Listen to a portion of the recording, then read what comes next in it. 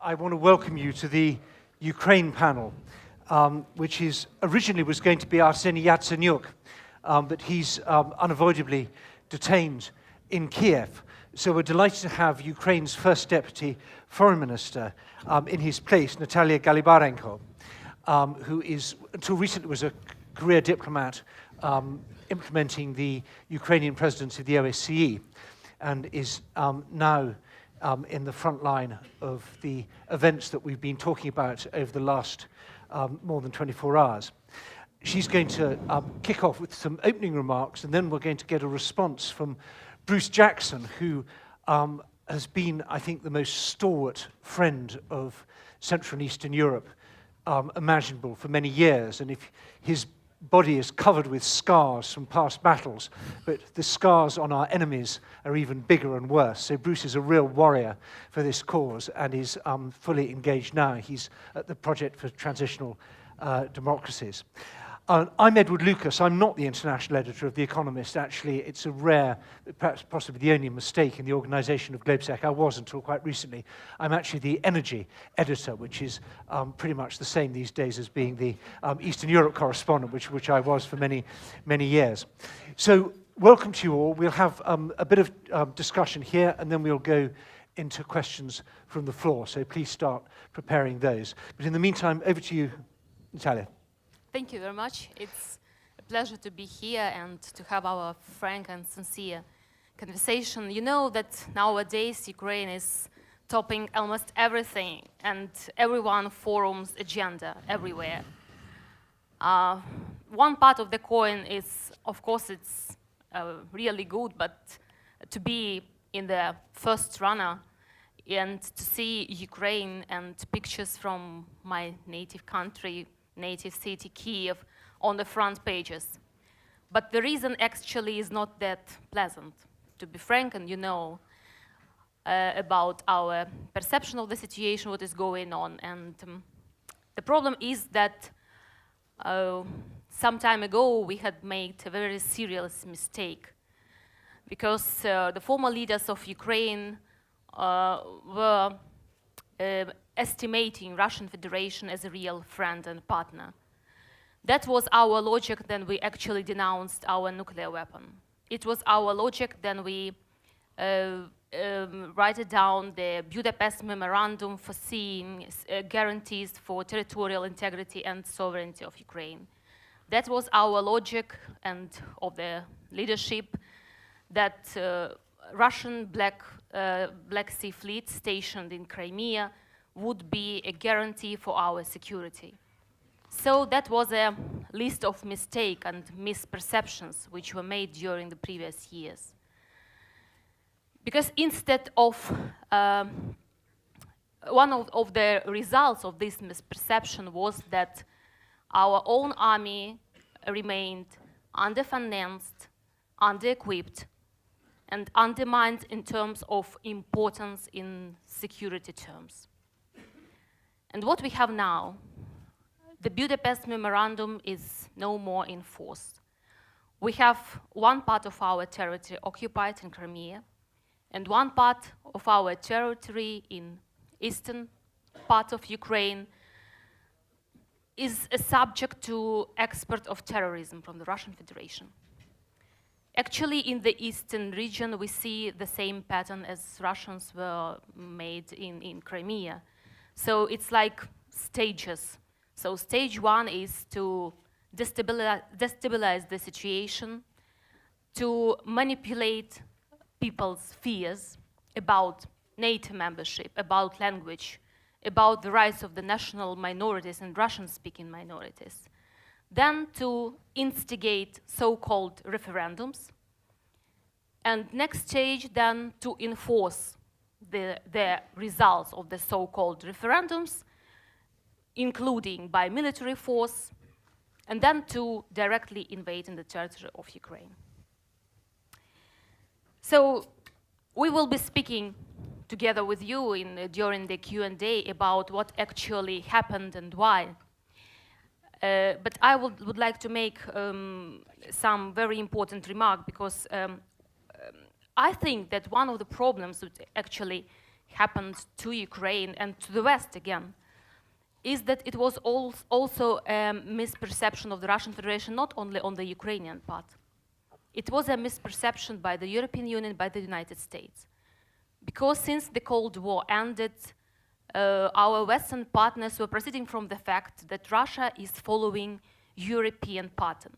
This is a very big European state, maybe with some not so democratic peculiarities as it was always described.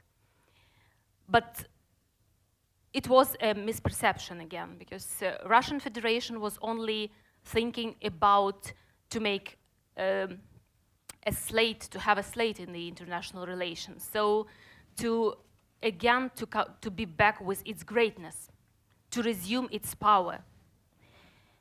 And actually, this was one of the steps. So Ukraine should be punished according to the logic of the Russian Federation, because its population even dared to change the power and dared to sign association agreement with the European Union and not to follow the Russian Federation scenario for our country. But when we are speaking about crisis in Ukraine and around Ukraine, I encourage you not to forget that we are not speaking about only my country. This is the war not only against Ukraine. This is the war against Western development, against Western values, and long and well-deserved achievements which were made. And Ukraine can be just a first step. And just to be frank with you, when I hear sometimes when some countries, also from the European Union, are trying to make like an excuse for the Russian Federation and appealing to Ukraine that there should be some exit strategy of the kind for the Russian Federation to understand what was the rationale behind the aggression in Ukraine, of course, I became very frustrated and infuriated at the same time. It was not our blame that the Russian Federation made an aggression, and it should not be tackled by this. It should be seen again in a more strategic frames. And actually the Russian Federation made the same in Georgia.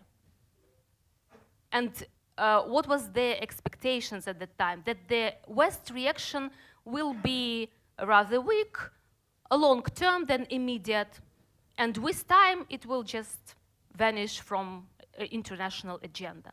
So, and this scenario actually made Putin very convinced that it will be the same with Ukraine this time. And that is why I think that we know that Russia is very good in manipulating and speculating with and making wars against weak partners. But when we are speaking about West, and especially European Union and United States, you have the strength not only to protect Ukraine again, we are speaking about protecting European values as a whole. Because tomorrow it can be another country from our continent. We should be more advanced thinking. We should see the future and proceed from the perspective, and not be reacted like an ambulance trying to revive something which has already happened. And so, of course, Ukraine was not a very easy partner to be dealt with, I mean, during these previous years, and we admit it. We are ready to proceed with reforms, with fighting corruption, but we should need a possibility and a peace to do these reforms. And if not, there is a vacuum of possibilities for Ukraine. So we anticipate very much immediate, not a long-term reaction from our friends and partners to what Russia is doing now, and this is the export of terrorism to the eastern part of Ukraine. Thank you. Well, thank you so much for setting the stage like that in such stark and moving terms about the responsibility of the West. Bruce, you've been watching the West get bigger over the years, and in some ways stronger, in other ways much weaker. Are we up to this challenge? Oh, that's an easy one. No. It's pretty self-evident. Look, before I begin, I'd like to make one comment about Arseniy Yatsenyuk, who cannot be with us. This is an extraordinary man as a prime minister that has kept his country together and basically allowing us to have this discussion. And is probably the most underappreciated and most successful prime minister in Europe at the moment. And I think we often forget him. Frankly, the next prime minister, the elected prime minister, I would like to see Yatsenyuk again, because I think he's done a fabulous job. Taking the foundation of the minister's remarks, I think we run into analytical problems because we've been through 4 crises in 5 months. First, Ukraine was a crisis of Vilnius, a crisis of the association. Then it was a crisis of revolutionary change within and the rejection of a failed political class. Then it was a problem of Russian aggression, and now it's a problem of world order. So basically the answer to the question is, which crisis are you trying to solve? My personal view is, differs a little bit from the minister. I don't think we actually have, that Russia is the sole problem. Frankly, Russia was fighting us, we would know it by now. The 58th Army and other major armies would be moving. They're not. They're being complete jerks and acting criminally and illegally, but we're not at war. And the President of the United States has already said this is not a military contest.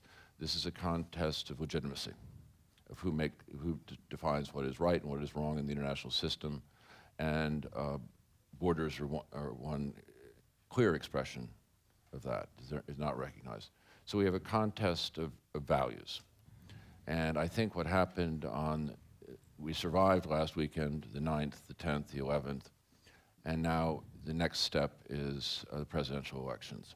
And everybody is looking forward to that, because that finally gives essentially a revolutionary government a chance to establish electoral legitimacy at the vote of the people. And that's a critical point for us. And then the next step after that will be the parliamentary government that then comes to power once the president is in place. And I think all eyes turn towards that. I think it's also worth noting that the decision of the Germans to basically get serious in the movements of Steinmeier and the appointment of Wolfgang Ischinger, that really changes the game. It certainly changes the game in my country, because we care a lot about what Germany thinks. And frankly, they're actively engaged does change things, and basically it confirms the gravity of Ukraine and the importance of the minister's remarks. So I think that's hugely welcome. I think also, if we look into the future, the outlines of a unified Ukraine are clear. Personally, I don't care about referendums. California has a referendum every day. We don't pay any attention to it. Give me a break. And nobody, if people in a province want to basically express their sentiments, just so long as they're for a unified Ukraine, the reconciliation discussions as proposed by Prime Minister Yatsenyuk, and the idea that there may be constitutional change if the people of Ukraine vote for it. That's the outlines of a deal are there. I think, curiously enough, I'll have to contradict a new one. Our ambassador is meeting with politicians across the aisle, basically saying, and then the next step is reconciliation with Russia. We're not basically here to destroy Russia. We're here to basically find a modus vivendi with Russia, unfortunately, under the terms of European standards. And that's where we want to get to. And frankly, all the moderate politicians in Ukraine on all possible parties support that proposition, as does all the major candidates. So I think, I don't think we are that far away from our destination in Ukraine. Maybe we're 2 elections away. But that can be done by the end of the year. And so I'm quite optimistic. I think the minister has given us a negotiating position, but I think that the consensus where our destination is pretty clear. Well, thanks very much, Bruce. I think it's fascinating. If you look at the Russian propaganda, one of the things they keep on saying is this is a junta. And it's always worth pointing out this must be the only junta in history which is desperate to have elections. To me, the defining characteristic of a junta is they don't like elections. And the other point, which is also, I think, very interesting, is that I don't think anybody knows who's going to win the Ukrainian elections, whereas everybody knows who's going to win the Russian elections. And this is, I think, a point really worth bearing in mind, that the idea of an election where you don't know the outcome is an existential threat to the Putin regime. So I'm not quite sure that I agree with Bruce that Russia would be willing to tolerate this regime in Russia would be willing to tolerate a democratic, rule of law, prosperous Ukraine. I think they have a sort of fundamental interest in destabilizing it. So that's really a question for you, Madam Minister. And I'd also like to ask you whether you share Bruce's optimism that Germany is now back in the game and that Ishinger's appointment is a really serious sign of serious engagement. I'm not optimistic, of course. I'm just maybe cautiously pessimistic about what is going on, and especially when we are speaking about some kind of Russian commitments. For example, just colleagues, we still remember there is a fresh example in our minds about the Geneva Statement and the recent meeting together with the European Union and United States acting like also co-facilitators of the negotiations. And what resulted actually of this Geneva meeting? It was a very good Geneva Statement. Actually, it is comprising all measures which, if they could be implemented, there would be immediate de-escalation of the situation, immediate. But unfortunately, for now, there is only Ukraine who is implementing the Geneva Statement. And for example, also a fact for you that in our ministry, we are regularly organizing special meetings, like providing a feedback to what was done after the Geneva Statement and meeting. And the Russian Federation never comes to these meetings. I mean, their representatives just ignore these meetings in our ministry. So that's what we are speaking about, good faith of implementing something. That's why, again, I am cautious, and I think I have quite a rationale for this when we are speaking about prospects for next meetings in the Geneva format or elaborating new roadmaps for stabilizing situation in Ukraine. Again, this Geneva Statement was sufficient enough, and its implementation will immediately deliver results. And I don't want Russian Federation I don't want you also to be tricked by the Russian Federation and believe that any next meetings, they will be like a guarantee of their goodwill. If there is any goodwill, please, let's start together implementing Geneva Statement. And what about Germany? About Germany? Do you feel there's a substantial new German engagement that gives you any cause for optimism? Frankly speaking, we are quite positive, of course, after the Minister Steinmeier visit and his negotiations with our Prime Minister Yatsenyuk. And of course, Germany was among those countries who actually supported very much these national-wide roundtables. And it was a good idea, I think, and we also supported this, that these roundtables should be also organized in the eastern regions. Not only in Kiev and just for representatives of the power and parliament to sit together. And again, there would be this lack of representing the eastern regions. So, I mean, these things are very good and these initiatives are constructive. But again, I don't want us to be engaged in prolonged meetings and negotiation rounds of any format. We should already deliver something in implementation. And of course, that's why I count very much that Chancellor Merkel would remain very proactive and will be making also tough pressure on Mr. Putin to go with his part already. Good. This is a very short session. Ukraine is a very big country, but this is just a half-hour session. And so I'm going to just take 2 or 3 points from the floor and then come back to the... So Ian Bond, I see immediately. Go ahead, Ian. Wait a minute, there's going to be a microphone, and then I can't see who that is, but there's a lady with her hand up there and a gentleman there. I apologize. The lights are very bright, so I can't see. So we have the microphone here in the middle of this row here. Stand up, Ian, so we can see you. Thank you. Just brief points, please. Yeah, Ian Bond from the Centre for European Reform. Bruce, you said you thought we weren't far away from the destination in Ukraine, but what is the destination? I didn't hear you mention EU association or any of those issues. We've heard Kissinger talk about neutrality, and I think Brzezinski talk about the sort of status of Finland. So what is the destination? And what are we close to? Very good. Pass the microphone back to the lady. And if you can introduce... Sorry, I can't see you. Can you? I probably know you, but I can't... Hi, Elena Kristolova, University of Kent. Just a very quick question. I would like to go back to the infamous 1994 Budapest memorandum, not referendum. Now we're talking about referendums. Memorandum.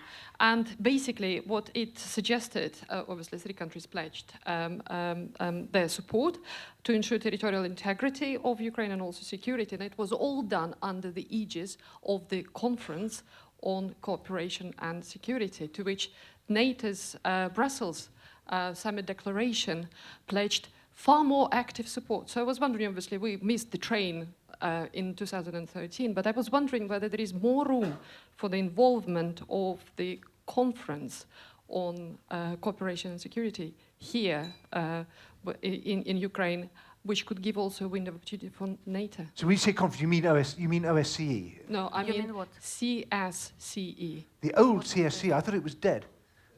No. Okay, fine. I apologize for my ignorance. The gentleman in the yellow tie there, if you pass it along.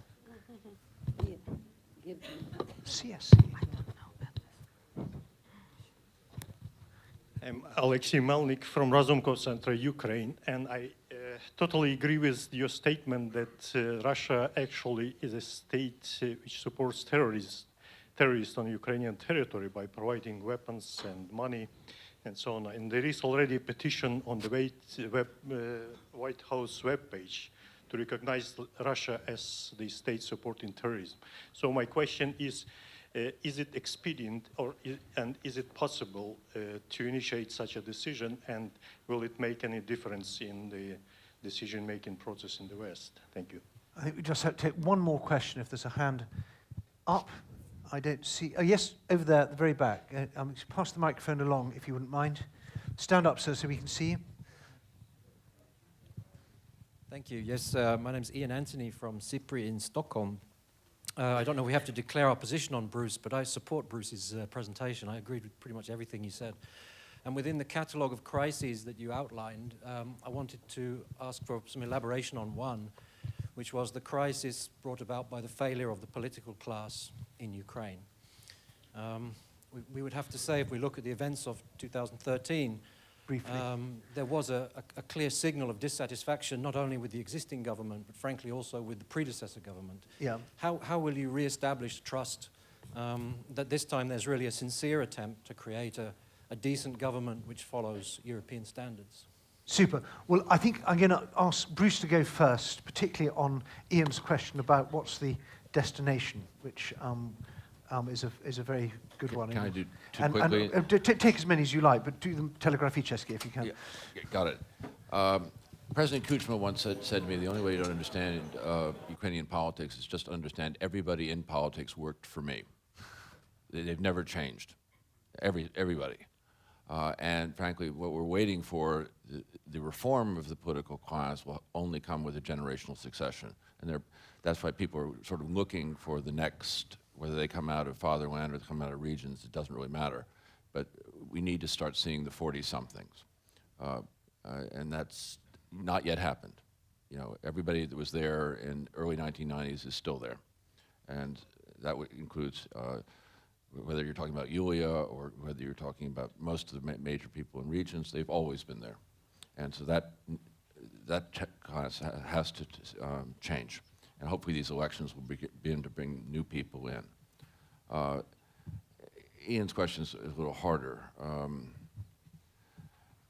I think the fabric of the deal so far is a general agreement in the East of national unity. I mean, we've overhyped the succession and the autonomy idea. What they're talking about is basic decentralization of modest capabilities of government, which is nothing other than the way the United States is organized and the European Union is organized.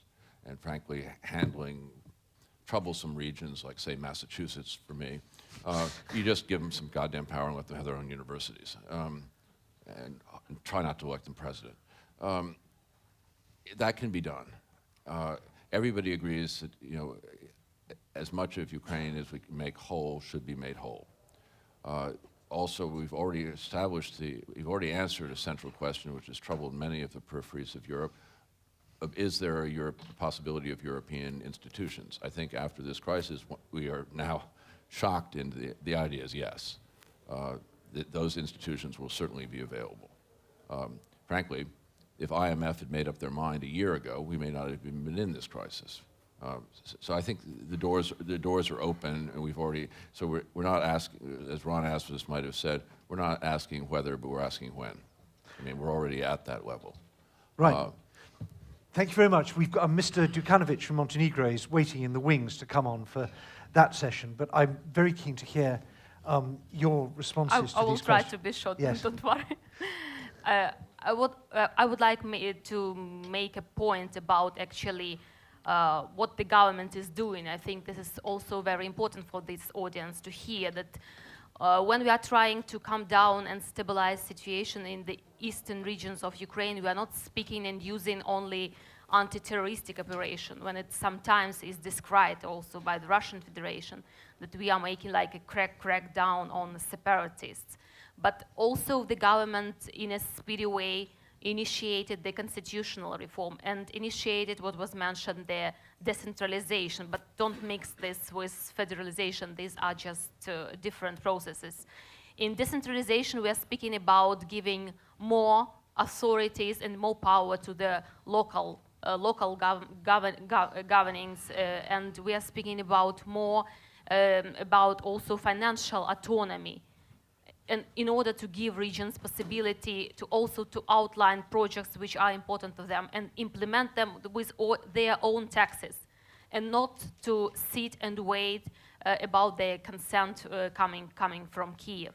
So we also initiated the elaboration of the new language law, also to calm down this population who is especially worried about their rights to speak Russian or Hungarian or other countries. And but one very important point, that these reforms can absolutely for sure be successful if they can be accomplished in a conducive environment. And this is the problem, that we don't have this conducive environment in the moment. And what can I actually agree, maybe in one point with Bruce, that there is still unclear what would be next. So I cannot be, again, optimistic about that in 2 or 3 months everything would be settled down. I'm afraid not. That we expect that there would be still a destabilization, and there is of course, a hope for the presidential elections, trying to make a situation a little more under control, because to refer to the legitimate already president who will be assuming his powers.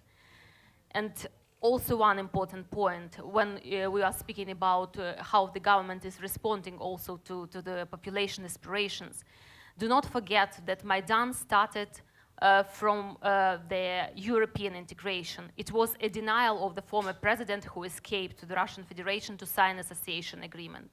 And in this context, the government is also so very ready to proceed with the association agreement. This was a demand from Maidan, and we are going also to deliver on this demand. Well, thank you very much indeed for that, and thank you Bruce, I'm going to ask you all to stay exactly where you are because we're going to segue straight into the next session. But before we do that, please will you join me in thanking our panelists very much indeed.